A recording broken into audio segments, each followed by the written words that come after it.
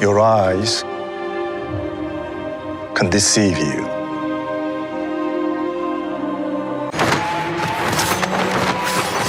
This is about power and who is allowed to use it. What if we told you that fans have been eagerly awaiting The Acolyte for some time now? Finally, the trailer is here, and it's a big deal because it's the first live-action Star Wars story that's not about the Skywalker family. The story of The Acolyte takes place before the main Star Wars movies, in a time called the High Republic era. That's when the Jedi and the Republic were very powerful and had lots of exciting adventures. But don't worry if you don't know much about this era. You don't need to be a Star Wars expert to enjoy the show. This new era gives the creators a chance to tell fresh stories and introduce new characters. It's like exploring new territory in the Star Wars universe. With Leslie Headland leading the way, it's sure to be something special. Have you ever wondered where the Star Wars series begins? Well, it all kicks off on Coruscant, a bustling city planet where we get introduced to Master Jedi Soul. Now, Soul isn't just any Jedi. He's wise, respected, and mighty. But here's the twist. He's dealing with some serious inner turmoil. It seems like he's wrestling with his emotions, and there's a good chance it's all linked to a character named May, played by Mandela Stenberg.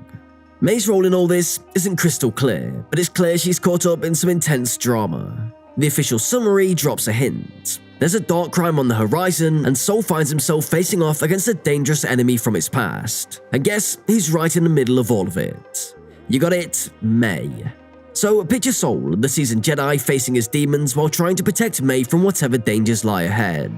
It's a recipe for some serious action and heart-pounding adventure. And with May stuck in the middle of this mystery, who knows what twists and turns await us in the series? Only time will tell. As we see May in a village and market, Soul guides younglings in meditation, warning them not to trust their eyes. This is similar to the advice given by Obi-Wan in A New Hope.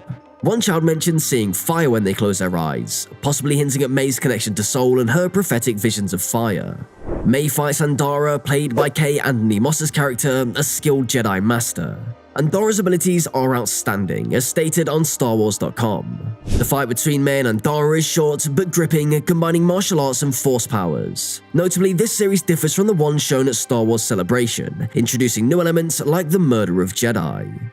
Have you ever watched a movie and thought one character was a bad guy, only to find out they're not what you expected? Well, that's exactly what's happening with May in Star Wars. At first glance, it looks like she's the enemy, especially when she's seen fighting another Jedi. But hold tight, because her story might have some surprising twists and turns. There's a chance that she could end up becoming an ally, teaming up with Jedi Master Soul later on. Now let's talk about another Jedi named Yord. He's a kind of guy who follows the rules to the letter, especially when it comes to Jedi principles. But here's the thing, sometimes sticking too strictly to the rules can lead to missing important clues. When Yord starts questioning the murders happening around them, it becomes clear that his commitment to the Jedi rules might be blinding him to the bigger picture. So we've got May, who might not be as bad as she seems, and Yord, who's trying to make sense of everything while staying true to his Jedi teachings. It's a classic case of appearances being deceiving, and as the story unfolds, we'll get to see just how these characters' paths intertwine and what secrets they may uncover along the way. Leslie Headland's interview reveals the series' darker tone, exploring morality beyond good and evil. Yord's portrayal as a rule follower hints at his struggle with moral complexities. Alongside Yord is Jackie, Soul's Padawan apprentice, likely to play a big role. But let's talk about Jackie. She's a young Jedi who's wise beyond her years. Despite her age, she carries herself with a sense of maturity that's hard to ignore. This maturity might lead to some clashes with May, who's feeling pretty fed up with the Jedi way of life. With Jackie and May on opposite sides of the fence, we can expect some serious conflicts to arise as the series unfolds. Now, let's switch gears and talk about the variety of creatures we see in the series. Unlike some other Star Wars stories like Andor, which mostly stick to humans, The Acolyte embraces the weird and wonderful world of alien species. And that's where Kel Nacker comes in. He's a Wookiee Jedi, which is pretty unique in itself. Wookiees are known for their loyalty and strength, but Kel Nacker brings something different to the table. He's got this aura of solitude around him, like someone who's been pulled back into the action after trying to leave it all behind. So, we've got Jackie, a young Jedi with maturity beyond her years, ready to clash with May, who's disillusioned with the Jedi Order. And then there's Kel Nacker, the lone Wookiee Jedi, bringing a whole new dynamic to the mix. With such diverse characters and species, The Acolyte promises to be a journey unlike any other in the Star Wars universe. Have you ever wondered how powerful the Force can be in the Star Wars universe? Well, in the Acolyte series, we get to see Jedi Master Soul in action, using the Force to its fullest extent. But things get really interesting when he faces off against May, another character with a mysterious past. Their connection seems to run deep, hinting at some hidden secrets that are yet to be uncovered. But Soul and May aren't the only ones making waves in the series. There's also Vestra, a Jedi Knight who's been making a name for herself in the High Republic books. She's not just any Jedi, she's got a significant role to play in the story, suggesting that there's more to her character than meets the eye. In fact, her presence hints at events that happened before the main storyline even began, adding layers of intrigue to the plot. As the series progresses, we see Vestra undergo a transformation, both in her appearance and her role among the Jedi.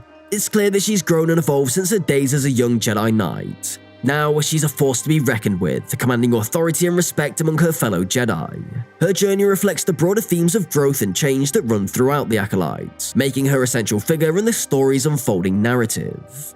The series also introduces Kamir, a former struggler who now trades and enjoys a luxurious life. His past suggests that he may have connections to Sith or Jedi items, which could be helpful to the Jedi. A scene with Soul, Andara, Kaka, and another Jedi in a mysterious world at night makes us wonder why it's important. Their golden robes and change in appearance hint at a possible flashback, maybe when May was Soul's student. This mission might be important, leading to Kaka leaving eventually.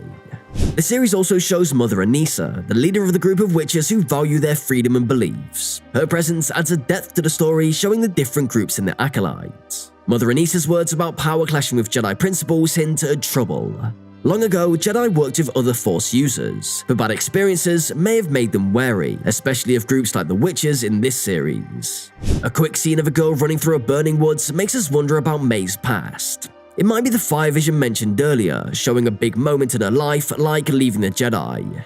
May seems to be the main character, especially for a meeting with a cloaked figure, maybe a Sith.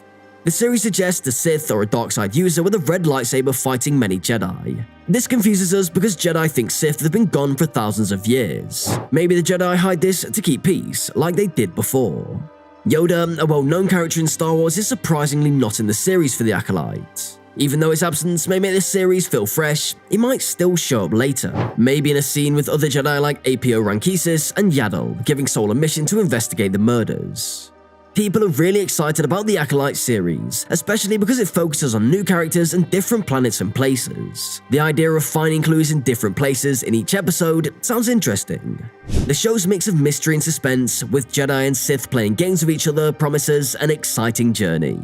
There are 8 episodes in total, starting with 2 episodes on June the 4th, so there's a lot to look forward to. Leslie Headland did a great job directing the first 2 episodes, and her decision to use stories from the expanded universe adds more depth to the series, connecting it to other parts of Star Wars. As people talk about the series and watch live streams, the excitement keeps growing. So if you found this video insightful, don't forget to hit the like button and subscribe to our channel.